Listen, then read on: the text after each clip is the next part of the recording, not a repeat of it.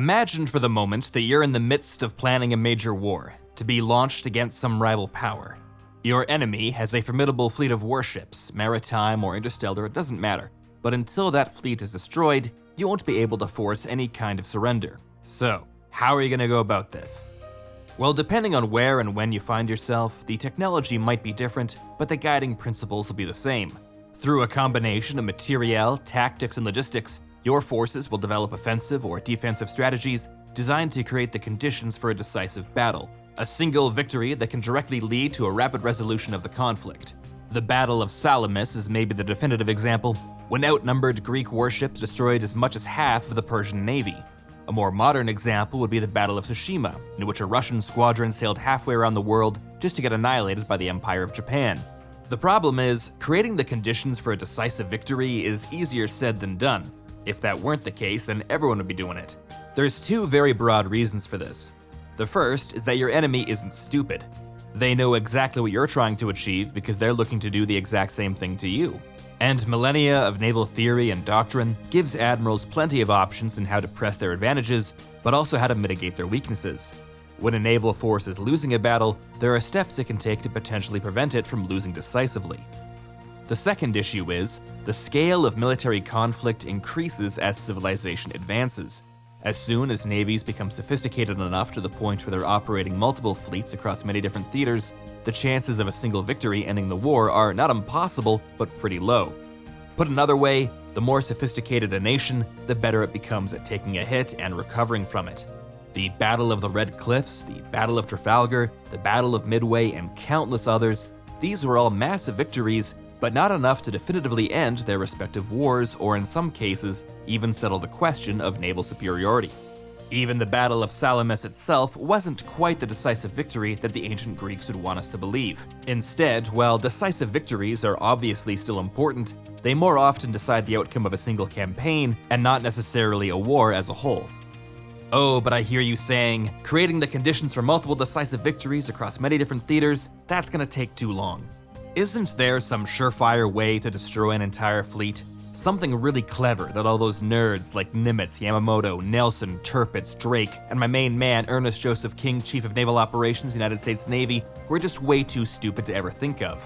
What if you waited until the entire enemy fleet, every single warship, was concentrated in a single place, and then delivered a single decapitating strike? What if you attacked Fleet Week? Ah yes, the old surprise attack on Fleet Week strategy. So brilliant, so perfect, so unexpected, a dazzling intersection of ingenuity, planning, and execution, all culminating in what can only be the most astonishing military victory of our time. Once achieved, the entire war might be won in a day. If saying it would only make it so. As you might have inferred from my tone there, this is something that's actually been tried a few times before. The Grand Columbian attack on the Mayport, Florida Fleet Week, the Settlement Defense Front strike on the Geneva Fleet Week, even the NCIS New Orleans team had to stop an attack on their city's Fleet Week. Most recently though, we saw this play out yet again during the Changeling/Borg attack on the Federation's Fleet Week. I mean, they called it Frontier Day, but same thing. What frustrates me to no end is that this strategy works pretty much every time, but it shouldn't. Why is that? Well, let's consider the question that I'm fairly certain nobody involved in the aforementioned examples bothered to ask. What is Fleet Week? Well, essentially, it's a public relations and community outreach event. Traditionally, it refers to when active military ships returning from deployments overseas dock in a major city. The ship's crews get to relax and see the sights, while the public is given the chance to tour some of the ships involved and are encouraged to interact with military personnel. The goal is to increase public awareness as to the role of the military and to strengthen its relationship with the civilian population. What a Fleet Week is not is some big event where an entire navy is assembled in one place. Most modern Fleet Weeks have under 10 participating warships, while the largest will maybe include a few dozen. There are a few exceptions to this. The very first Fleet Week in 1935 included a significant percentage of the United States Navy. And there is a similar kind of event called a Fleet Review. The Coronation Review of the Fleet, held by the Royal Navy in 1911, included over 130 warships. But it's important to remember that these events were products of their time. Navies were far larger in the early 20th century, but more importantly to our point, One of the reasons you don't see enormous fleets assembled for events like this anymore is, get this, security concerns. The security environment has evolved significantly since 1935, and keeping the event smaller ensures the safety of both military personnel and the public.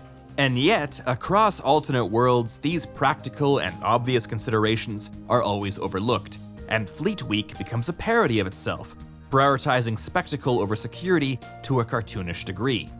As an example, let's break down the implications and consequences of the Federation's Frontier Day. Now, when it was first mentioned that all of Starfleet was being assembled in one place, I figured there was a bit of hyperbole going on. Surely they weren't being literal here, but no, this is explicitly stated over and over. What do you know about the plans for Frontier Day? Oh, it's Starfleet's anniversary. Pomp and circumstance. I was supposed to give a speech. Well, our entire fleet is on display. However, I assume she's preoccupied with the logistics of Frontier Day, as we are a mere 36 hours from the festivities. The entire fleet is assembling in the Sol system as we speak. Whatever it is they've got planned, Starfleet is gathering the entire fleet in one location for Frontier Day. And do we really need to explain all the reasons why this is insane? I guess so here we go. First of all, even if you wanted to assemble the entire fleet together in one place, it's just impossible. These numbers aren't exact, but during peacetime, only about 1/3 of a Navy's total ships are on deployment at any given time. You have another third undergoing training exercises, evaluations, and various preparations, and the remaining third is undergoing some level of maintenance. It's possible to drastically increase the number of deployed ships, but this is what's known as a surge and not sustainable in the long run. This system is foundational to how navies operate. And while evolving technology might mitigate certain challenges associated with fleet deployments, there's no practical reason why Starfleet wouldn't operate this same way. Secondly, ships aren't just there for show, they have an actual job to do.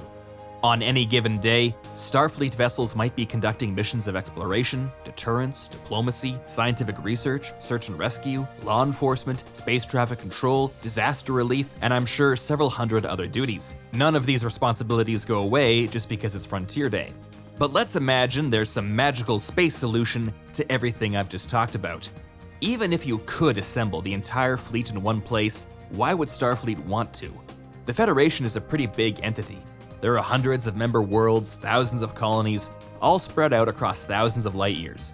If Frontier Day is so important, why are Starfleet's festivities being held solely over Earth? There should be a Fleet Week Vulcan, Fleet Week Andoria, Fleet Week Belarus, and so on and so on. Spreading out Fleet Week across hundreds of worlds not only addresses every single concern I have, it also makes it more inclusive to the Federation as a whole and just a better event.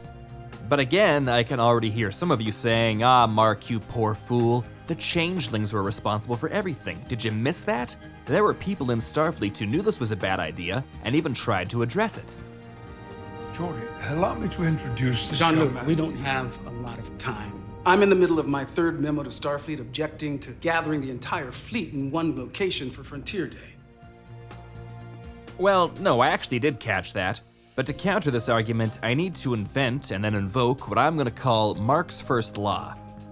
Now, I'm not sure how you're supposed to phrase a law, this is my first one after all, but the general premise goes like this. Dumb ideas are implemented all the time, often with cataclysmic results. But they're implemented in the first place because there was at least a legitimate expectation of a positive outcome. Ideas like this fall into what I call the zone of believability. But some ideas are just so clearly bad, their consequences so obvious, that no sensible person would ever consider them. These ideas cross the threshold into the zone of ridiculousness. Moving the United States Pacific Fleet to Pearl Harbor in 1940 turned out to be a bad idea. But between its strategic location, the hope the fleet's presence might deter further Japanese aggression, improving readiness and demonstrating to the world that the United States was committed to defending what at the time was only a territory and not a state, there was enough of a rationale to place this idea firmly within the zone of believability. If FDR, though, had ordered every single US ship to Hawaii, well, then it crosses the threshold. When an idea is in the zone of ridiculousness, there's really no explanation that can overcome its inherent preposterousness. You're putting a band-aid on someone who was just decapitated. Or at the very least, you need a better explanation than some changelings infiltrated Starfleet. So why doesn't that explanation work? Well, as we've touched on in this video, this order, regardless of who gave it, would cause a severe disruption of operational readiness, present a clear threat to Federation security, be a logistical nightmare, and it's counterproductive to the stated aims of Frontier Day itself.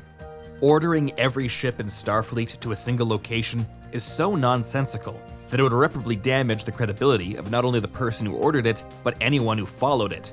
Now, it is true that in the lead up to Frontier Day, we do see a few Starfleet personnel raise their objections, but it's done with this kind of half-hearted submissiveness that to me borders on cowardice. If you think an order has the potential to cause serious harm to Federation interests, you don't just write 3 memos and hope you get a response. But to be fair, just because an order is nonsensical doesn't mean it's illegal. But in the case of Frontier Day, it's hardly a stretch to argue that following this order might constitute dereliction of duty, reckless endangerment, and a whole host of other criminal charges. Any Starfleet captain who chooses to disobey these orders and instead contact a legal officer or begin some sort of review process with the Starfleet Judge Advocate General Corps or whatever would be perfectly within their rights so far as I can tell.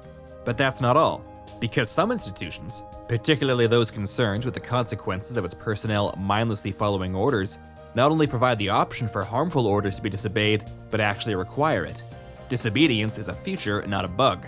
The modern German army is the best example of this. Its soldiers follow this hard-to-translate and harder-to-pronounce concept that essentially boils down to, no superior officer ranks higher than your own conscience. I don't know if Starfleet has a similar policy, but it's hard to imagine anything more completely aligned to Federation principles. Indeed, one of the most striking elements of Starfleet is that compared to the Romulans, Klingons, and Cardassians, it follows a decentralized command structure. Individual captains are trusted to make critical decisions and exercise discretion in carrying out their missions, even when faced with unexpected challenges or limited resources. In this way, decision-making is distributed across multiple different levels and doesn't always come from the top down. In short, it doesn't matter at all if the changelings replaced every single admiral, because individual captains and their crews are incentivized to follow their own moral compass and act in the best interests of the Federation and its people, rather than blindly following orders. Or at least they should be. I still don't understand why only one ship in the fleet recognized how completely stupid this whole Frontier Day celebration was. So what I'm really trying to get across here is that in our own reality at least, if you're trying to destroy an enemy navy, there are an almost endless number of reasons why attacking Fleet Week or something similar wouldn't work. So why is it successful again and again and again across alternate worlds, even during events like Frontier Day, when there should be even less of a chance of it working? Well, the explanation, maybe everyone is just really dumb, isn't exactly satisfying, but it's the best one I got. Of course, that is just my opinion. And even though Mark's second law clearly dictates that anyone who disagrees with me is wrong, I'd like to hear your thoughts. Is assembling an entire navy in one place actually a really smart idea? Did the changelings just replace all of Starfleet and that's how they got away with it? Or are you from one of the many planets in the Federation that's not Earth, and you're pissed off that you couldn't attend Frontier Day? Let me know in the comments below, and until next time, this has been Incoming. In Incoming, the Templin Institute discusses the theories and ideas found across alternate worlds. If you've enjoyed this video and would like to join the Templin Institute, consider pledging to our Patreon page. Along with increased security access, you'll be able to vote in polls to determine future topics, get custom wallpaper every week, and receive some other exclusive rewards.